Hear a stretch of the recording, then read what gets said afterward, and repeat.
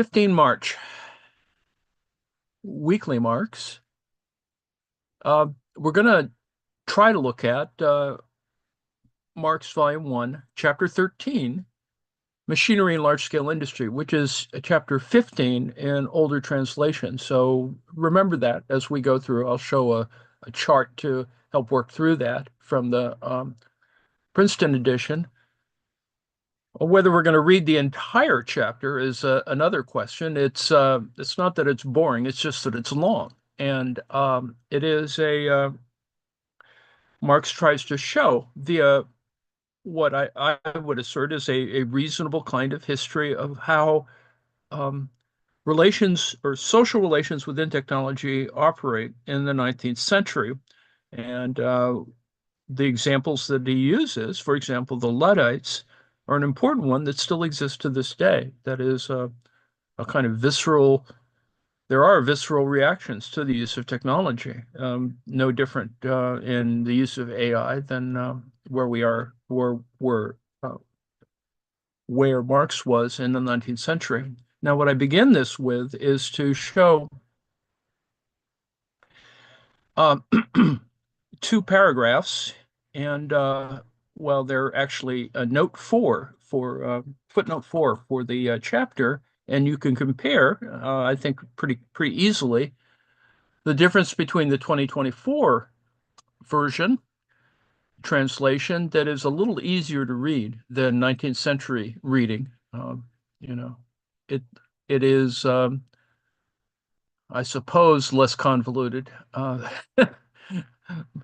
but it actually does read easier. And so this is to give you a sense that these are quite different approaches to it. So footnote 4, which is in and of itself a useful beginning for essays on technology, of which I've included Andy Merrifeld's essay on Marx on Technology from Monthly Review. And I think it's worth reading because it does ask the range of questions, includes an assessment of some of the literary elements as well. And I'll get to that in a moment. Even before Wyatt, machines, albeit rudimentary ones, were used for spinning, a practice that likely began in Italy. A critical history of technology would show how little any 18th century invention should be attributed to a single individual. Currently, no such work exists. Darwin has drawn our attention to the natural history of technology, i.e., the development of plant and animal organs as the instruments for producing their respective lives. Shouldn't we devote just as much attention to how the productive organs of human beings in society developed historically? That is, how the material basis of every organization of society developed historically. And wouldn't this history be easier to write, since, as Vico says, what distinguishes human history from natural history is that we make the one, but not the other. Technology reveals the active relation of human beings to nature, or the process whereby their lives are directly produced. In doing so, it also reveals the process through which the social relations of their lives and the intellectual creations that arise from those relations are brought about. Even a history of religion that abstracts from this material basis is uncritical. In truth, it is much easier to discover the foggy creations of religion by analyzing the earthly kernel that is to proceed the other way around, i.e., to begin with the actual existing relations of life and proceeding from them explicate their heavenly forms. The latter approach is the only materialist and therefore the truly systematic method. Just by looking at the abstract and ideological notions that its spokesmen express, as soon as they stray from their expertise, we see the shortcomings of the abstract materialism of natural science, a method that excludes the historical process.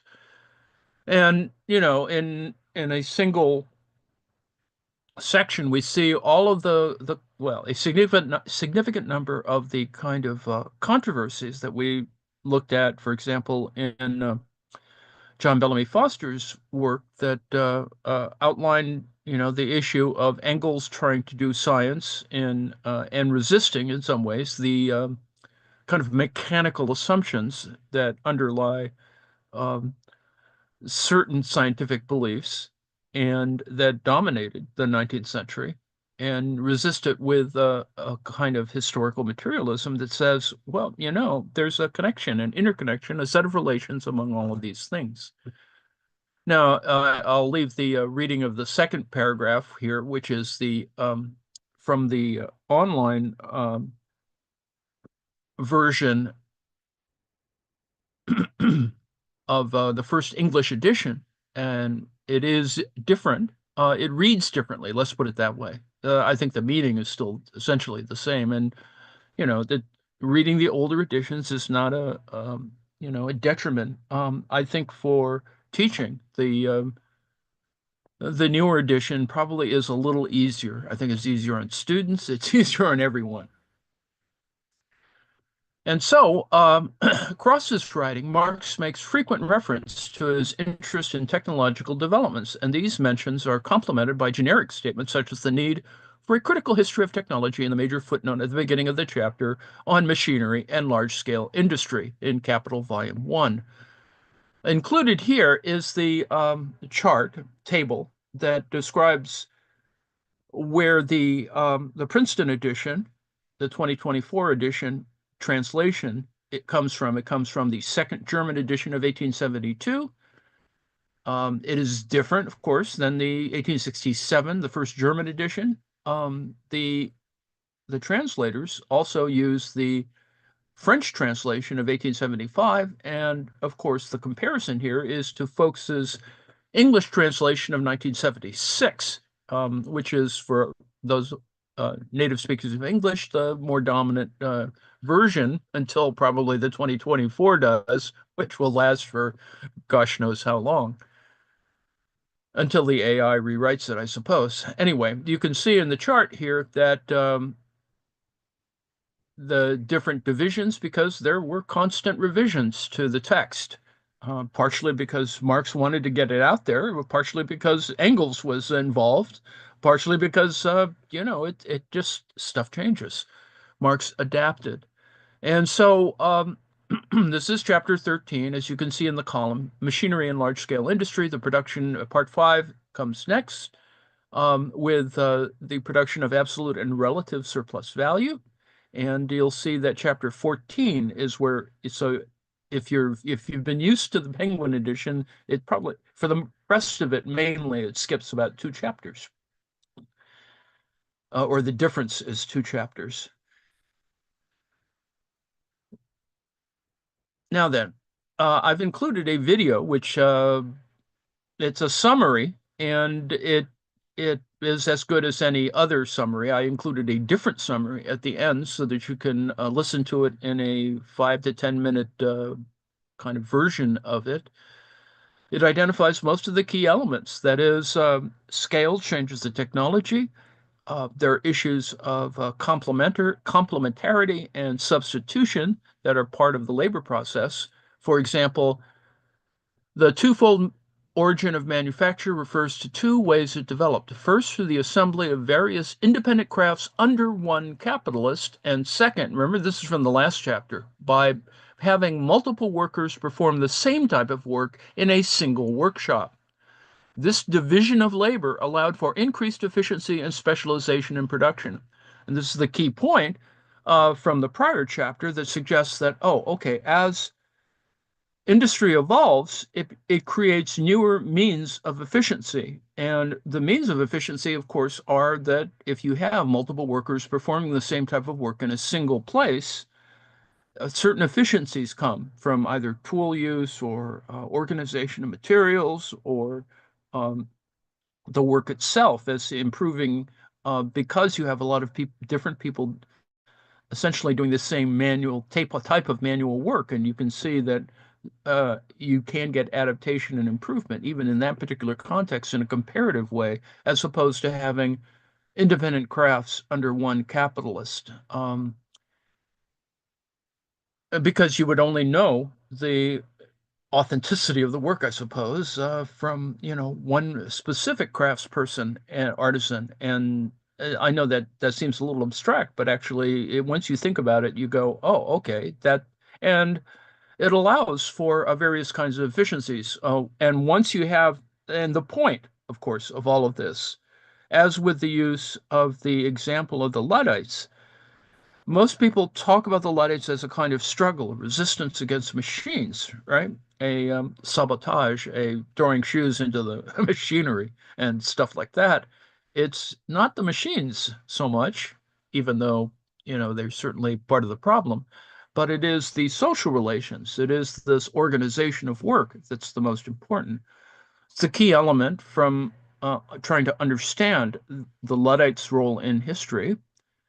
Now, it's very clear that it is the result of antagonism, class antagonism, certainly.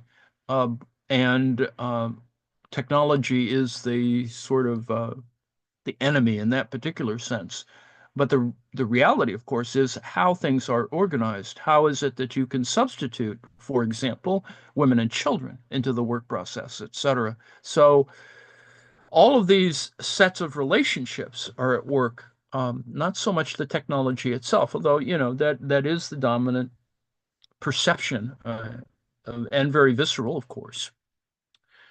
Now, I've included Andy Merrifield's article because I think it is in and of itself moderately long, but it is at least shorter than the chapter itself, which tomorrow I'll probably review the entire chapter, but not read it all the way through because it would be a lengthy slog. And uh,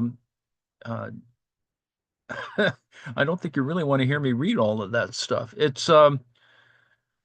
And that doesn't negate its importance. As with prior chapters, sometimes going through all the math doesn't really is not intelligible in a reading sense. I think it's important to perhaps look at, as we will probably tomorrow, look at Ed George's treatment in the notes, and I'll read that because that sort of winnows it down to the kind of the key points, which are important. And I advise you to read the translation because it is an easier read, if nothing else. Aside from the fact that, as with all of Marx, it is this sort of bodged together sort of work that has the beauty of its observations, but on it sometimes is a little prolix. The longest chapter in Capital is the 15th on machinery and large-scale industry at almost 150 pages, more 100. It's really a book in itself, a staggeringly dense and expansive discussion that could easily stand alone, not only as a brilliant exegesis of capitalist machinery, but also as a sweeping social history of technology. At its broadest reach, the chapter is a vivid demonstration of historical materialism in action, of Marx's method put through its dialectical paces. As ever with Marx, his footnotes aren't to be passed over glibly. They're worth studying, pondering over for the nuggets of insight they contain. His intent is expressed early on in footnote 4, which I've showed above, where Marx suggests that what's crucial here is to write a critical history of technology.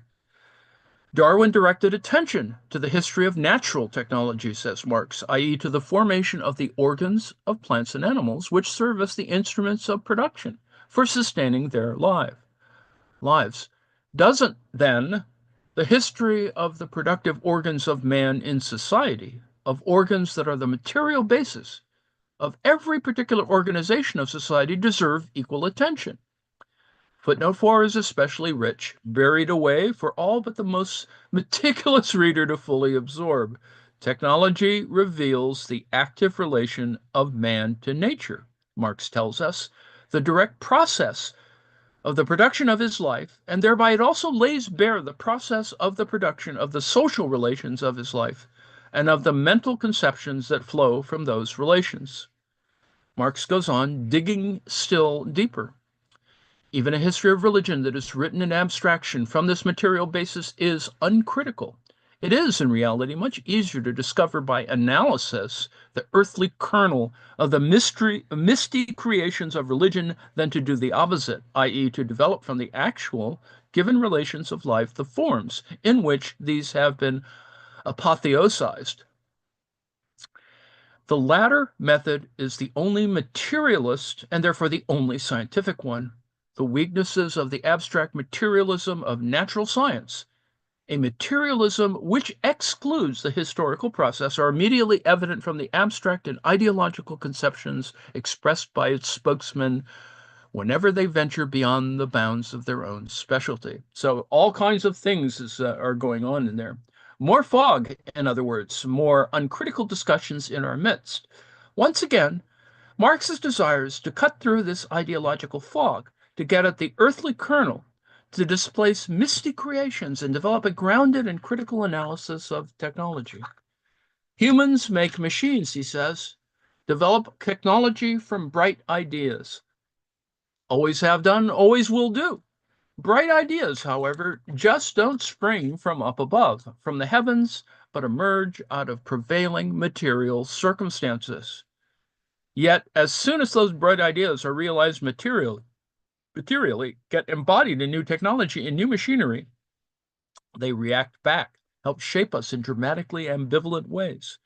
We make the technology, technology remakes us. Technology changes prevailing ideas too, which then open further possibilities for the development of other new ideas and other new technological advancements. Note here that Marx may be fascinated by technology, but he's no technological determinist. Actually, little in Marx's universe is ever determined. Technology conditions the parameters of our lives at a given moment in time. It doesn't determine our lot, control our fate.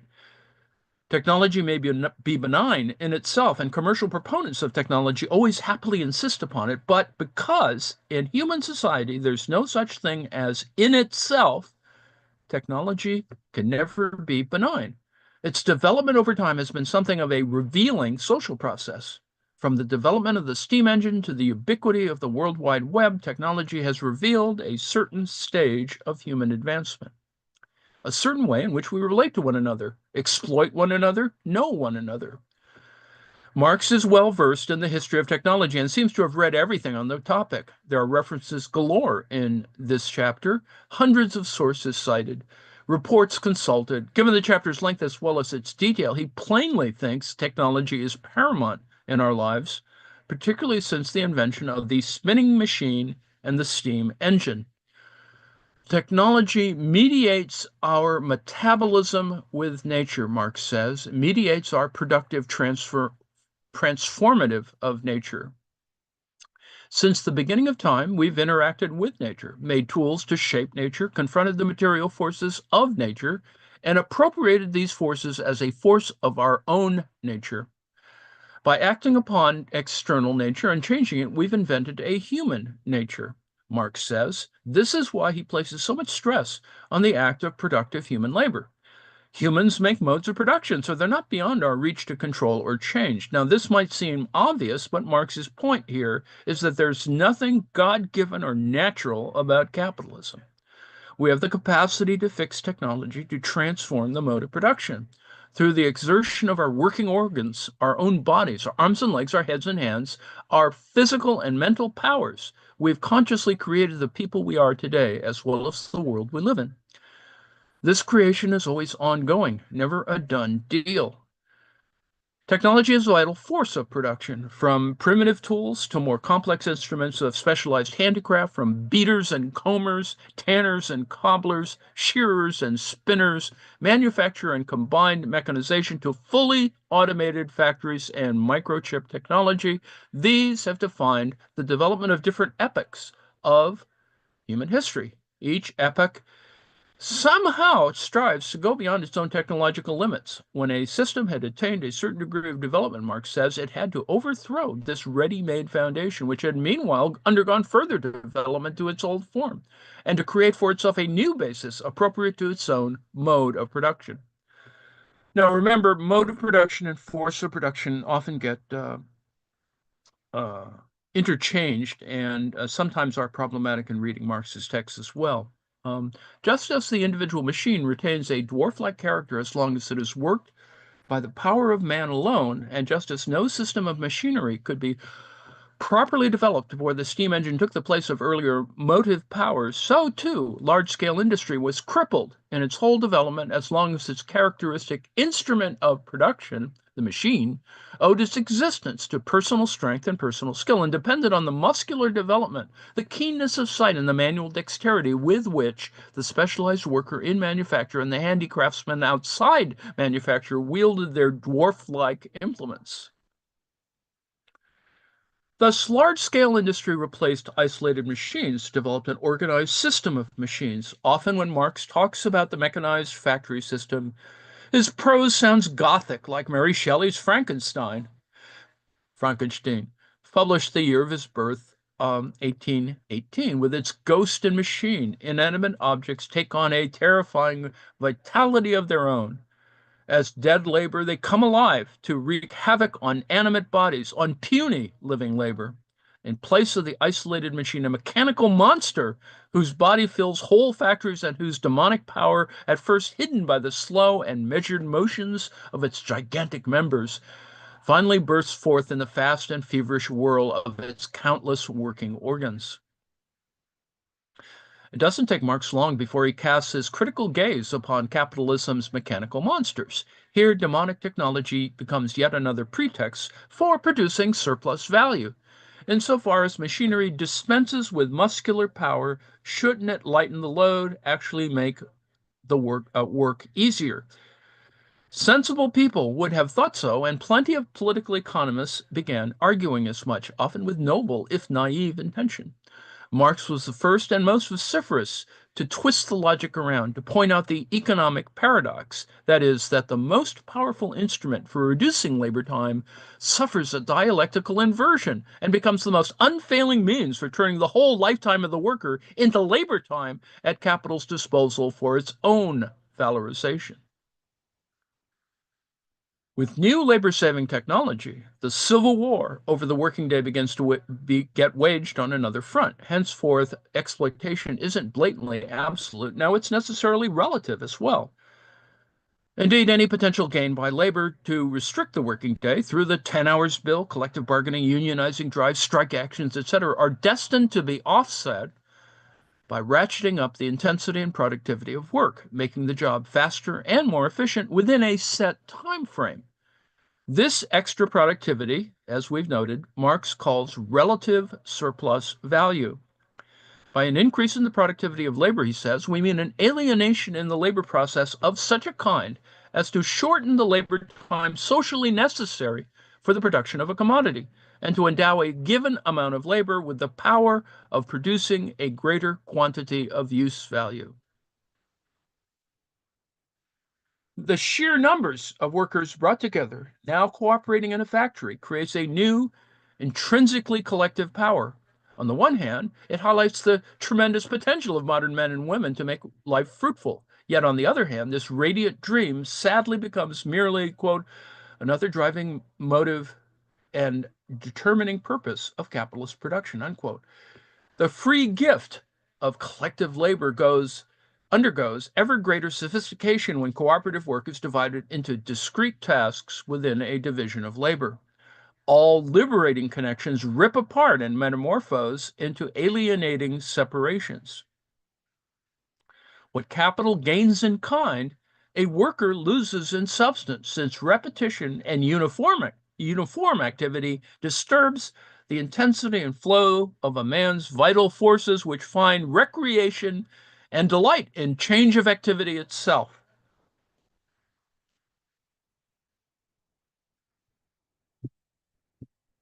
As in recreation.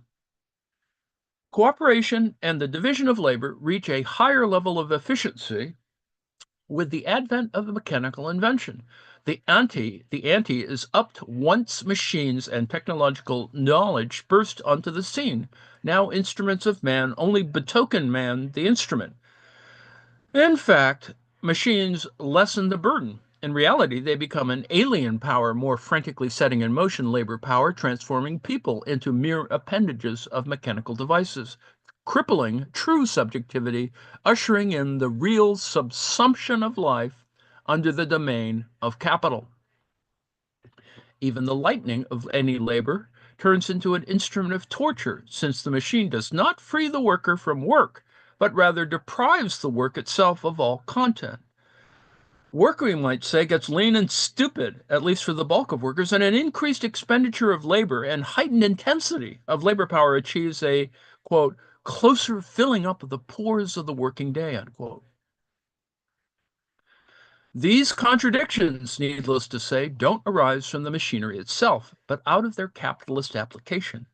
Therefore, since machinery in itself shortens the hours of labor, but when employed by capital, it lengthens them, since in itself it lightens labor, but when employed by capital, it heightens its intensity, since in itself it is a victory of man over the forces of nature, but in the hands of capital, it makes man the slave of these forces, since in itself it increases the wealth of the producers, but in the hands of capital, it makes them paupers. Remember, the United States, the most technologically advanced nation, leads the world in hours worked. The work week continues to grow longer and longer because of time-saving ingenuity. The workday pores have filled up accordingly, spurring hefty productivity hikes. This is hardly surprising, given that cellular phones, emails, laptops, and various handheld electronic devices permit lots of people to work while they're traveling to work at home, on vacation, at their leisure, to their heart's content. Instruments of labor in the form of giant machines quickly become competitors to workers. Such is Marx's stance. For one thing, it becomes the most powerful weapon for suppressing strikes, those periodic revolts of the working class against the autocracy of capital. The steam engine was the first antagonist of human power, Marx says, an antagonist that enabled the capitalists to tread underfoot the growing demands of workers, especially to those rallying to limit the working day. It would be possible, Marx quips, to write a whole history of the inventions made since 1830 for the sole purpose of providing capital with weapons against working class revolt. The other thing about technology is that with it, a worker's productive days are numbered. Superfluity beckons. This is Marx's first mention of an idea he'd later deepen in chapter 25 under the rubric The General Law of Capitalist Accumulation. The progressive production of a relative surplus population. Like paper money thrown out of currency by legal enactment with the advent of new machine technology, Marx says, human beings themselves become unsaleable, no longer directly necessary for the self-valorization of capital, losing both their use value and exchange value capacity. Now, labor power is dispensable and disposable, expelled from one branch of industry, attracted to another, pushed and shoved and cajoled into others, swamping lower-rung labor markets, depressing the overall price of labor. Marx seems to guess what lies in store for these workers. His language even has a contemporary ring about it. Every branch of industry attracts each year a new stream of men who furnish a contingent from which to fill up vacancies and to draw a supply for expansion. To the great consolation of these pauperized workers, their sufferings, he says, mocking bourgeois apologists, are only temporary, a temporary inconvenience. These days, most of us have heard assorted economists and politicians brag about information technology single-handedly raising productivity, cutting costs for business, and allowing economies to grow, lowering unemployment, and creating work for people. Marx would turn this rationale on its head, puncturing such techno-fetishism. He would see increased accumulation residing in increased exploitation, in the diminution of living labor, in the progressive production of irregular, insecure, low-paid work. He'd likewise dispel a few myths about his own class analysis en route. The extraordinary increase in the productivity of large-scale industry, he says, accompanied as it is by both a more intensive and a more extensive exploitation of labor power in all spheres of production, permits a larger and larger part of the working class to be employed unproductively.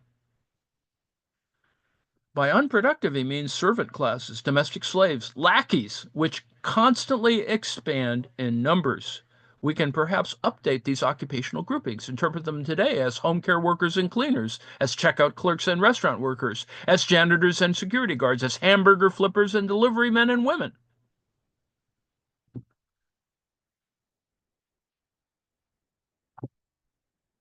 When Marx wrote Capital, the largest working class faction wasn't, in fact, blue collar factory workers, but an unproductive servant class.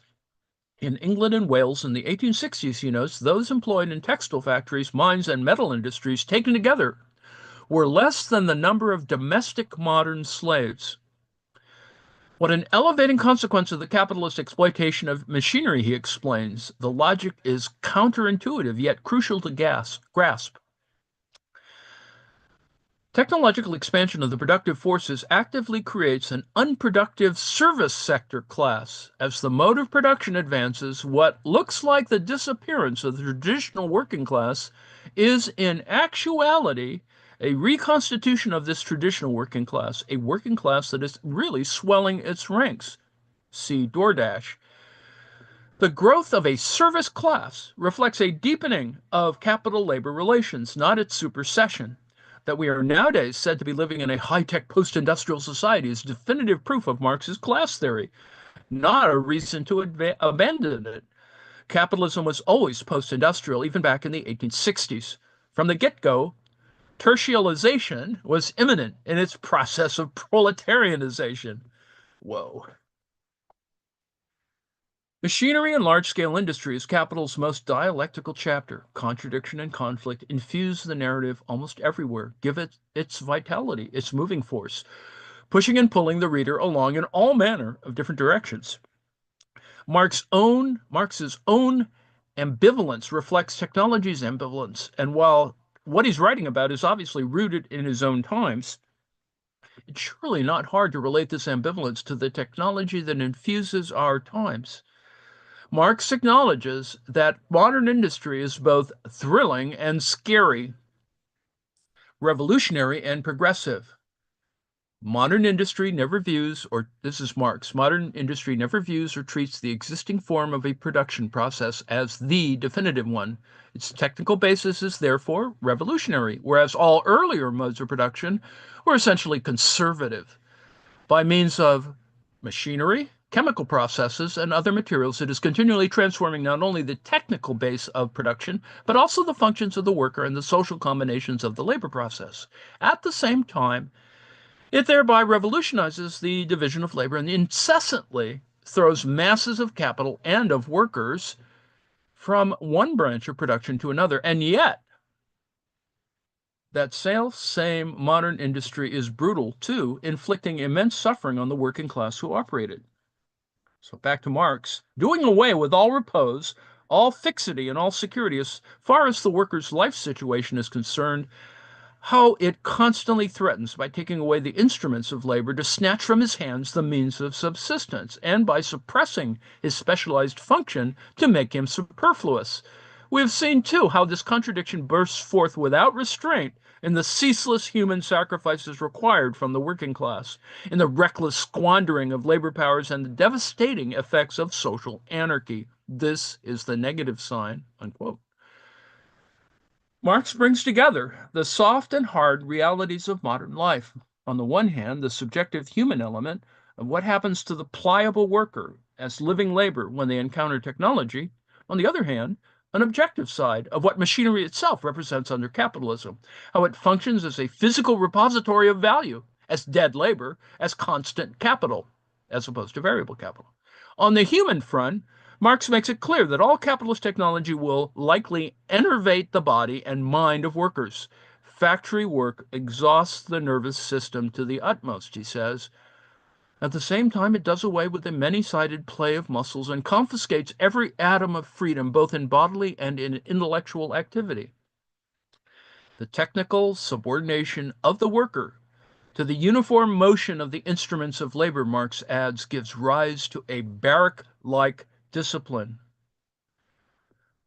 Now, it's true that the factory system Marx describes here, with its barrack-like discipline, might be a blast from Western nations past, a relic of their former Fordist mass-producing glory days between the 1930s and 1960s. But over in China, with its burgeoning megafortist factory system, Marx's analysis sounds as fresh as ever. Even the Chinese government speaks a triumphalist rhetoric that echoes Marx's 19th century English boisterous. Maybe more significantly, though, is that those specific traits of the factory system have these days entered into the generic traits of society writ large. Thus, factories might be disappearing, have disappeared through deindustrialization, yet their logic has seeped into everyday life. Whether inside or outside the factory, every form of labor has now been reduced to a kind of industrial labor, to dispensable labor power, with its work drills and efficiency targets, its speed ups and intensity drives, all designed to fill in those leaky workday pores. Even high-tech work, as we've seen, resembles a sweatshop, only it's digital, with its flashier barrack-like discipline. These are clean rooms, for example. In fact, if anything, new technology enables surveillance and discipline to be even more draconian and despotic. And the idea that work exhausts the nervous system to the utmost and does away with the many-sided play of muscles, confiscating every atom of freedom, both in bodily and intellectual activity, strikes as pretty actual from lots of 21st century employees. Frequently, too, work becomes a torture and dread zone because it is so utterly deprived of any content, is so senseless and meaningless for those who carry it out, enervating body and spirit. It lasts too long as well, and nobody would miss it if it were ever abolished. Every year in Europe, repetitive strain industry at work, RSI at work, increases 20%. Its keyboard tapping offices and checkout scanning supermarkets, RSI, repetitive strain industry, carpal tunnel, right, rises as much as 50% per year each year. In 2017, 4.5 million Canadians and 1.4 million Brits were affected by work-related RSI. The U.S. Bureau of Labor Statistics reckons nearly two-thirds of all occupational illnesses reported in 2017 were caused by RSI, most notably to the wrist, elbow, and shoulder, affecting 8 million American workers every year. While women represent 45% of the overall U.S. workforce, they experience two-thirds of RSI, carpal tunnel syndrome, a painful compression of the nerve as it passes across the front of the wrist, accounts for half of all RSI cases. This is what happens, Marx might have said, when humans are forced, quote, to identify themselves with the unvarying regularity of the complex automaton, unquote. Marx pinpoints the fallacy of technology, even on its own terms. At first glance, new technology and machinery seems to raise productivity. By deploying new technology, capitalists can gain an edge over competitors, yet those effects are usually short-lived, lasting only until a competitor reciprocates. But there's mystification here too, because machinery, says Marx, while entering into the whole of the labor process, enters only piece by piece into the process of valorization. It never adds more value than it loses on average by depreciation. Like every other component of constant capital, machinery creates no new value. Constant capital, Marx explains, is the part of capital turned into means of production, into the raw material and instruments of labor, into the machinery and auxiliary inputs that don't undergo any quantitative alteration of value in the process of production. Adopting new technology is a costly and risky business for any capitalist, invariably an upheaval that involves the destruction of old, constant, and fixed capital, the ripping out of archaic machinery, the transformation of former warehousing, casting everything past aside into the dustbin of history, throwing in one's lot with the new devices, with new instruments of labor. It's one reason why capitalists get twitchy when expensive machinery lies idle, isn't functioning to maximum capacity. They want it operational day and night without interruption, thrashing out productivity, maybe not realizing that diminishing returns are already settling in. Marx suggests deterioration of machinery takes three forms. One arises from use, or rather from overuse, a piece of machinery that wears out just as coins wear out through being in active circulation. Another source of Deterioration is the flip side, that caused by lack of use, as a sword rusts when left in its scabbard. In addition to wear and tear or rusting up, Marx says machinery can undergo a third type of depreciation more common under capitalism. And it's nothing physical, not initially, more a conscious boardroom decision. Marx uses an odd term to describe it, moral depreciation. Here he says a means of production loses exchange value either because machines of the same sort are being produced more cheaply than it was, or because better machines are entering into competition with it. Almost every aspect of deindustrialization since the 1970s stems from moral depreciation. The rusted up machinery, the broken windows of the redundant town plant, the rats gnawing away inside the warehouses, the weeds pushing through the concrete forecourts, the forlorn sense of abandonment we've seen everywhere in the old manufacturing heartlands of Europe and America. Rarely has any of it had anything to do with under or overuse. It's been a very capitalist morality play, the explicit devaluation of the means of production because those means of production weren't valorizing enough. Moral depreciation frequently means reevaluation through relocation, since the value embodied in an old, constant, and fixed capital can't be rebooted without being destroyed. All that is solid melts into air. Innovation becomes compulsive for any competitive capitalist, the perpetual yearning to outdo a rival, to break a rival, to monopolize a market. Science is complicit in gaining this edge in the technological expediency of production. Marx, accordingly, casts a justly skeptical eye over the institution of science, recognizing its ability to promote life while knowing it is also a darker Faustian force, yet another element incorporated into the competitive process. In the Grundrisse, the raw notebooks eventually distilled into capital, Marx notes how the accumulation of knowledge and of skill of the general productive forces of the social brain is thus absorbed into capital. In Capital footnote 23 of chapter 15, he says that, generally speaking, science costs the capitalist nothing, a fact that by no means prevents him from exploiting it. Alien science is incorporated by capital just as alien labor is. Production blossoms through the technological application of science, driving productivity onward, yet ushering in moral depreciation around some not too distant corner. See the federal government. Many of Marx's vision of science in cahoots with industry have been widely surpassed. Once upon a time, industry had its own in-house and research development arm. Now it has universities, its off-site R&D arm. University science is little more than a handmaiden for big corporate business. Indeed, universities are themselves big corporate businesses, and university research an external department of industry. Biotech, software, and pharmaceutical enterprises now cluster in and around major university campuses almost everywhere, blurring the boundary between scientific endeavor and capitalist commerce. The two are synonymous, and the symbiosis is rarely questioned. It's just as Marx thought. Invention becomes a branch of business, and the application of science to immediate production aims at determining the inventions at the same time as it solicits them. Yet the business of science goes much further and deeper than the university. It percolates through the whole fabric of our society, bringing a new kind of business ethic into our lives, especially into our cities, which now seem to be neo-capitalist factories for valorization. Technology might have once powered the assembly line, and in scattered global cases still does, but more widespread is its engineering of the science of cities, with its own unvarying regularity, the complex automaton. Freedom cities.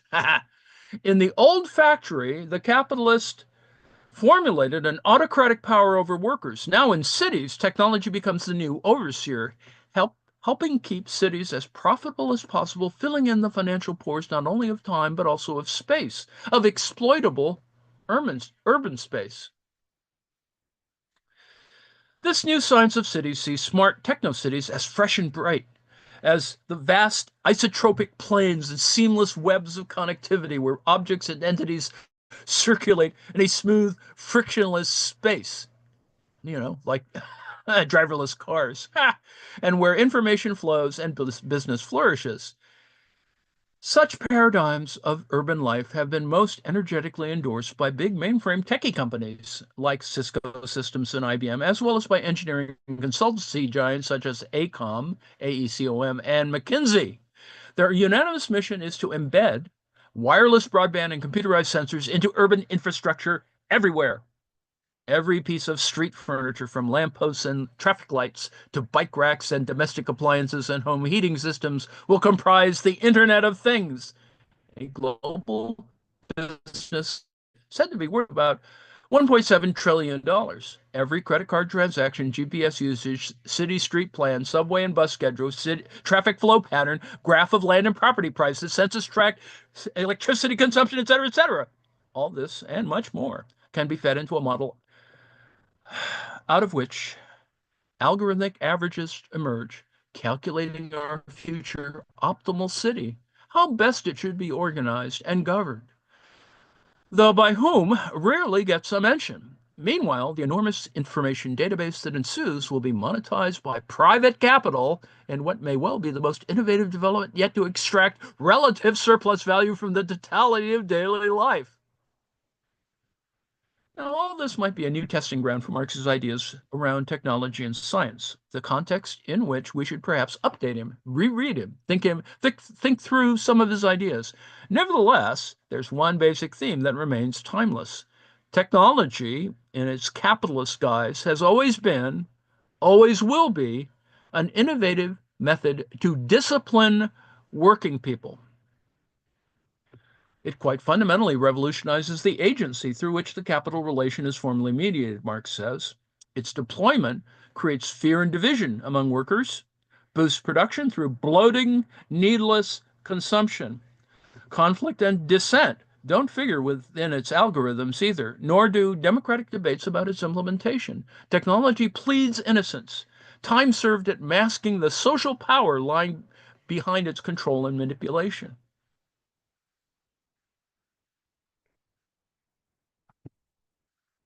Marx is surprisingly quiet in chapter 15 about the role of class struggle. Towards the end, in part 9, over several pages, he projects the imminent possibilities for a technologically driven society, one that functions around people's needs, varies work, and even shortens the working day. But he hardly says anything about how we might reach that utopian point, though he does give us a few hints of what he thinks isn't required. The whole-scale destruction of machinery, which occurred in the English manufacturing districts during the first 15 years of the 19th century, largely the result of the employment of the power loom. Here, of course, Marx is referring to the Luddite movement, to the legendary machine breakers rallying around their folkloric hero, Ned Ludd.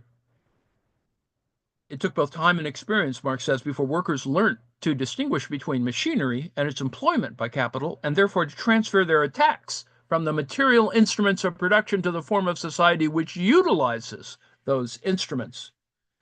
Marx distances himself from a rage against the machine. Since the Luddites, we've seen this rage unfold in both fiction and fact, from Joseph Conrad's The Secret Agent, where the mad anarchist Verloc wanted to blow up London's Greenwich Meridian, to the Unabomber's two-decade bombing spree, targeting everything and anyone in America involved in technological development. Along the way, we could probably throw into the lot Al-Qaeda, and for that matter, the Book of Revelations. But Marx's approach is more grown up than a simple plague on your house denunciation, than wholesale rejection of new technology. It's less tantrumy, more nuanced, and complex in its dialectic of ambiguity. That's not to say that there aren't problems with it, even if there's sometimes problems not of Marx's own choosing. For one thing, our current society, with its Twitter streams and tabloid sound bites viscerally reducing social complexity to a few snappy buzzwords, to simplistic black or white scenarios, us versus them categories, makes it hard for a nuanced discussion like Marx's to get a satisfactory hearing. The other problem, however, is of Marx's making.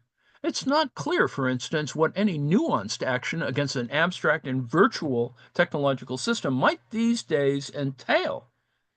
Marx's point against the Luddites is well meant. But there's a sense, too, in which he underestimated the Luddites' anti-capitalist stance, giving short shrift to their ties to nascent trade unionism and the growing workers' underground. Arguably, the Luddites offered a way into attacking not just the material instruments of production, but also the form of society that utilized them. To that degree, their agitation and activism remains instructive, maybe even inspiring to our own abrasively technocratic and technological age, burning Teslas. Much controversy, to say nothing of mystery, surrounds the Luddite movement, even down to whether Ned Ludd actually existed as a person. Some studies suggest the movement was a lot more sophisticated than it was cracked on to be. One of the best reinterpretations pitched from a Marxist perspective is, yes, E.P. Thompson's magisterial The Making of the English Working Class, which sought to rescue the Luddite cropper from the enormous condescension of posterity. Luddite attacks, says Thompson, at particular industrial objectives, the destruction of power looms in Lancashire, shearing frames in Yorkshire, and resistance to the breakdown of custom in the Midlands framework knitting industry. To explain these actions, he says we need to look beyond immediate economic and industrial grievances. When we do, Thompson reckons that the Luddites emerge as a tight-knit, as it were, secret organization, as a shadowy political movement that covered its tracks and left no minutes to its clandestine meetings. Gee, Antifa. No written evidence of its activities, nothing to incriminate itself. However, many activists and lawbreakers did end up on the scaffold. But contrary to being a band of roughneck thugs, Thompson suggests otherwise. Its members were well informed about the laws of industry and trade unions, and as a highly disciplined group of men and fellow traveler women, their policy was nothing short of the diffusion of agitation. Luddites were smart and skilled, privileged textile workers glaringly aware that they were undergoing a deterioration in status. They were, Thompson says, in direct conflict with the machinery which both they and their employers knew perfectly well would displace them. And yet, at the same time, the character of Luddism wasn't blind protest, nor was it operating narrowly with immediate selfish reactionary interests in mind. Indeed, Thompson argues that Luddism was a quasi-insurrectionary movement which continually trembled on the edge of ulterior revolutionary objectives. Now, this is not to say that it was a wholly conscious revolutionary movement. On the other hand, it had a tendency towards becoming such a movement, and it is this tendency which is most often understated. They were the collective group to launch agitations that led to the 10 Hours movement, and they called for an alternative political economy and morality to laissez-faire, to the irresponsible and unlicensed competition of the Industrial Revolution. What they instigated, all told, was an open-eyed class warfare. Now, perhaps the Luddite sensibility can be applied to our own microchip age. Can we take a sledgehammer to the mainframe the same way the Luddites took it to the knitting frame? Probably not. Likely, Marx's more nuanced approach might come into its own, yet mixed with a healthy dose of Luddite skepticism and open-eyed class warfare, which pits itself against the pixel panopticon and business technocracy before us. Perhaps the Luddite equivalent nowadays is the call for disgruntled citizens to go off-grid. Or maybe we should mobilize the Luddites' insurrectionary character to start a class war with their weapons. In his unsettling dystopian novel, The Circle, Dave Eggers reimagines what life would look like if an omnipotent tech company, The Circle, took over the world's governments and controlled every aspect of public and private life. Visualize a dream conglomerate of Google, Microsoft, Facebook, and Amazon, headquartered in a dazzling California campus where employees live and breathe the company and have no life beyond work. That's the picture. Outside the walls of the Circle, someone says, all was noise and struggle, failure and filth. But here, all had been perfected in Solano. But anyway, it's a reality which throws Marx's commodity fetishism back in people's faces because now nothing is hidden anymore. All is transparent, trackable, observable, quantifiable.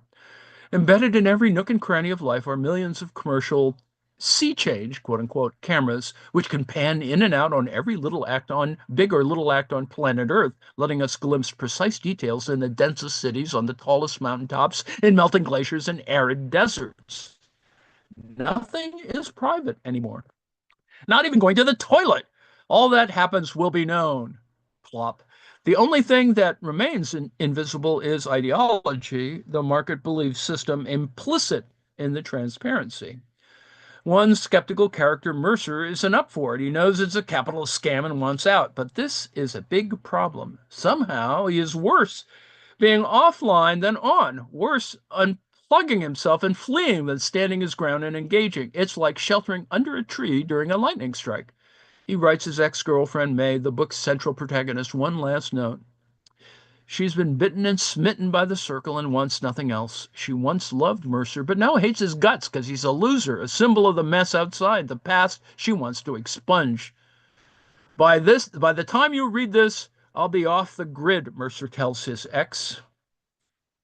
And I expect that others will join me. In fact, I know others will join me. We'll be living underground and in the desert, in the woods. We'll be like refugees or hermits, some unfortunate but unnecessary combination of the two, because this is what we are. I expect this is some great, second great schism where two humanities will live apart but parallel. There will be those who live under the surveillance dome you've helped to create, and those who live or try to live apart from it. I'm scared to death for us all. Unquote. He's right to be scared. Fleeing in his pickup truck, sea change cameras track him and drones hunt him down. In fierce determination to get out to escape beyond their gaze, Mercer plows his vehicle through a barrier and careens into a gorge. Dead. Very dead indeed. Everything is on film, recorded, remarked upon. May, you are trying to help a very disturbed antisocial young man, a work colleague reminds her afterwards. Quote, you and the other participants were reaching out, trying to bring him into embrace of humanity, and he rejected that. The Truman Show. Actually, there's another skeptic in The Circle, the book The Circle. In many ways, this character is more politically satisfying than Mercer, more dialectical, perhaps even more Marxian. He's an insider who's also an outsider. Wearing an enormous hoodie, he looks like an occupier or a black bloc revolter, but he's none other than the Circle's boy wonder visionary, Tyler Gospodinov, the company's first wise man, who everyone knows as Ty.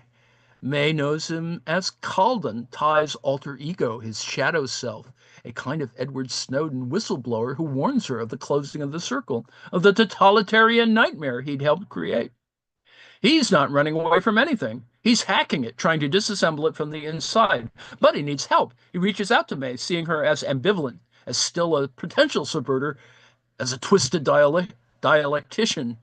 Yet as things move, she's too far gone, too straight. The other wise men, says Calden, have professionalized our idealism, monetarized our utopia. They saw the connection between our work and politics, he says, and between politics and control. Public-private leads to private-private. And soon you have the Circle running most or even all government services with incredible private sector efficiency and an insatiable appetite. Yeah, Doge. It sounds frighteningly familiar. Calden knows more than Mercer. He's not so much a great refuser as a double agent, maybe more Engels-like, calling out to others who aren't unplugged and offline, but who are tuned in, masters and mistresses of both worlds, and who know the limitations of each. They know what's what, know how to strategize, how to disrupt. They know how resistance these days is more ontological than epistemological, something that cuts right inside you, into your beliefs and democratic hopes. It needs to be wholesale, a total way of being. There used to be an option of opting out, Calden says at the end of the book, The Circle, but now that's over. The Circle needs to be dismantled, unquote. Maybe we can think of computer hackers in this neo-Luddite vein as collective Caldens, groups like Anonymous, digital dissenters and direct action hacktivists who haunt the ghost in the machine. Anonymous is well organized and with an international reach and has already unnerved the global financial and political powers that be. In November 2010, Julian Assange's WikiLeaks started to release thousands of diplomatic cables about U.S.'s economic and military plans, its weapons systems, and initiatives against terrorism. The U.S. government retaliated, kicking WikiLeaks off the server. PayPal, MasterCard, and Visa also pulled the plug on WikiLeaks. In response, in Operation Avenge Assange, Anonymous hacked PayPal's website, bringing it down and disrupted MasterCards and Visas. PayPal reputedly lost 5.5 million from the hijack. That's chump change. The message, of course, from Anonymous is, we are Anonymous. We are Legion. We do not forgive. We do not forget. Expect us. Yes. Anonymous's dark humor plays with Marxian ambiguity at the same time as it embraces the shtick of Dostoevsky and Kafka. The movement gets off on what it calls lulz, L-U-L-Z, a deviant style that revels in demonic laughter and infiltration of big organizations and big bureaucracies, targeting individuals within them, spreading humiliating information on corporate bigwigs and politicians who deserve to be humiliated, uploading videos on YouTube, generally creating mayhem with its cyber attacks and infiltrating trickster campaigns. Anonymous seems representative of a newly forming, looser coterie of smart and concerned younger people. They span the entire globe, dialogue in many different languages, yet find their collective lingua franca in the glowing array of information technology acronyms like SMS, PDA, GPS, GPL, XML, etc. And they're drawing upon a dazzling expertise to create a subculture of politically minded hackers and virtual radicals whose activism and communication sometimes comes home to roost in bytes as well as bytes. Ha! Technology's prowess, Marx says, rests on its ability to increase the productive power of the individual by means of cooperation, by creating a new productive power which is intrinsically a collective one. Now, the problem with this form of cooperation that it's phony. Its control is exercised exclusively by the bourgeoisie. It's a collective power, in other words, that's used to exploit social labor, not mobilize it cooperatively for the common good. But Marx's dialectic cuts both ways. This cooperative power, hastened as it is by globalization and informational technology, opens up new potentialities for revolt and resistance. Marx knows it, and so do groups like Anonymous. The unavoidable antagonism, Marx says, is that as the number of cooperative workers increases, so too does their resistance to the domination of capital. Marx imagines how a technologically advanced society could realize human needs and desires. Now, if only technology could be wrested away from private gain and put to cooperative public use, if only cooperation could lead to technology becoming a common property right rather than an intellectual property right, IPR. This vision of cooperation is one of the most hopeful things that dramatizes capital. And it's there in chapter 13, lying undeveloped in raw, tentative state. Given all the miseries and horrors technology inflicts on working class people, it's a miracle that Marx can pull us back from the brink. But he gives us an ideal of humanity that is rich and expansive, generous in its affirmation of us as fundamentally cooperative beings, not ruthlessly competitive animals involved in some dog-eat-dog war of all against all. As much as Marx admired Darwin, he never accepted human life as a competitive struggle where only the fittest survive. The admiration was genuine enough. We've seen it already expressed in footnote 4 to this chapter, cueing the whole discussion on technology. In footnote 6 to chapter 14, chapter 14, which is the cooperation, anyway, on the division of labor, Marx, in the prior chapter, Marx had also called Darwin's On the Origin of Species an epoch-making work. Remember, too, that these were precisely the two chapters that Marx wanted to dedicate to Darwin. Darwin, flattered, politely declined. But there's equally a sense that Marx's dedicatory intentions might have also been laced with a certain irony and provocation. Maybe Darwin recognized it, suspected it. Privately, Marx told Engels, there's a letter dated June 18, 1862, that it's remarkable how Darwin rediscovers, among the beasts and plants, the society of England with its division of labor, competition, opening up of new markets, inventions, and Malthusian struggle for existence. It is Hobbes's bellum omnium contra omnes. Engels shared Marx's skepticism about Darwin. The whole Darwinian theory of the struggle for existence, he'd said in a letter to Lavrov, November 12th of 1875, is simply the transference from society to animate nature of Hobbes's theory of the war, of the war of every man against every man in the bourgeois theory of competition, along with the Malthusian theory of population. Darwin's biggest stumbling block for Marx was Malthus, the English Parson cum political economist, the prophet of a quack theory of overpopulation. Tolstoy had cut to the chase, calling Malthus a malicious mediocrity. Why then had Darwin so uncritically accepted Malthus's bourgeois claptrap? Well, perhaps because Darwin was bourgeois, perhaps because he'd married into a bourgeois industrialist family. Emma, Darwin's wife and first cousin, was the daughter of Josiah Wedgwood, the prominent Staffordshire pottery mogul. And father-in-law Josiah was credited with industrializing pottery manufacture, intensifying divisions of labor and trimming labor costs at his factories, all of which helped his empire expand throughout the world. Competition, divisions of labor, survival of fittest were evidently virtues in the family's blood. So too, apparently, was child labor. In footnote 82 of the Working Day, Marx notes how in 1863, 26 firms owning extensive potteries in Staffordshire, including Josiah Wedgwood and Sons, presented a petition saying that competition with other capitalists didn't allow them to voluntarily limit the hours worked by children. Darwin's theory of natural selection took from Malthus the belief that population growth would outrun food supply. The result is an overt battle for dwindling resources. The world here is seen as crowded out by species jostling each other for survival. It's so packed that only by shoving out another inhabitant can a new species live. Darwin used the metaphor of the wedge to highlight how any new species literally had to wedge themselves into another, creating their own little chink, as it were, by forcing the other out. Success came from bullying out a rival, making space for oneself at their expense. It's hard to get a better description of bourgeois political economy in action, as well as the reactionary Little Englander mentality. Immigrants are the new wedges trying to chink away homegrown scarce resources. Sound familiar?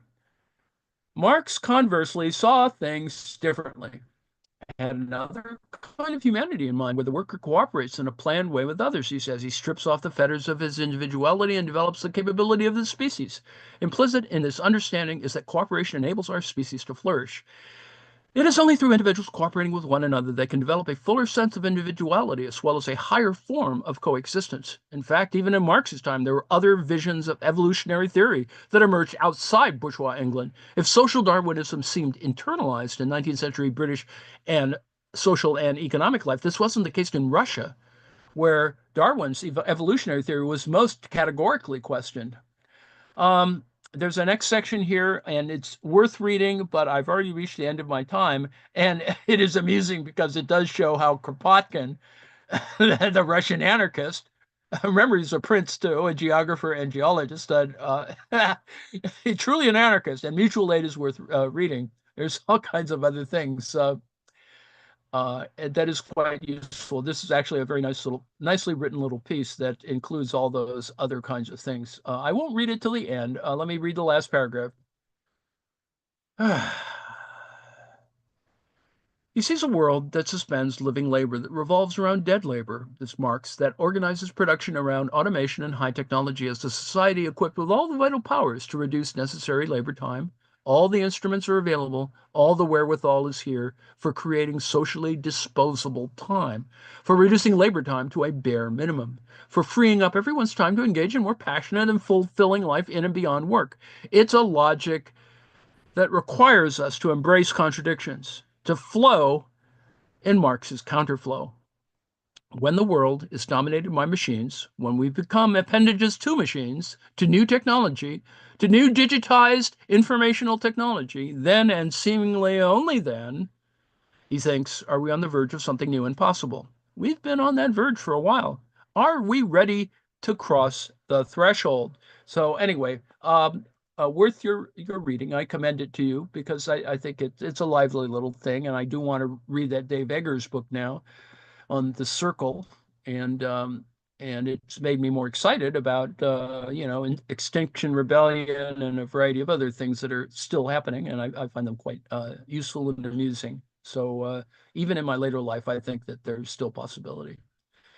So thank you very much. Let me see if there are any questions or queries. Yes, carbuncles. Yes, this isn't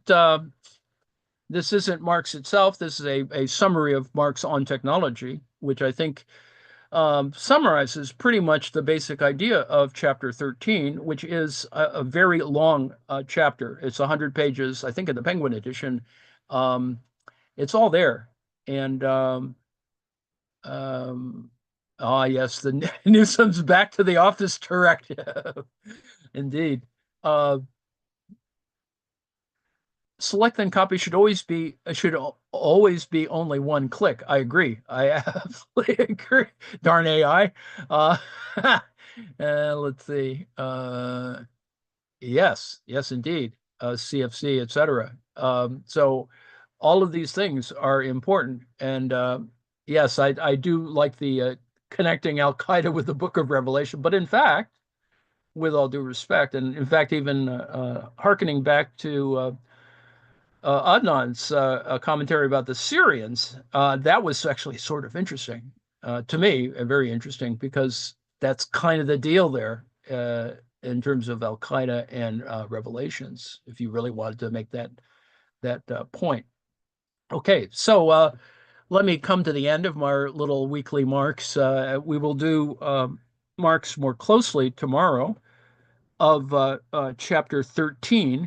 And even though we began with the footnote of chapter um, 13 today, um,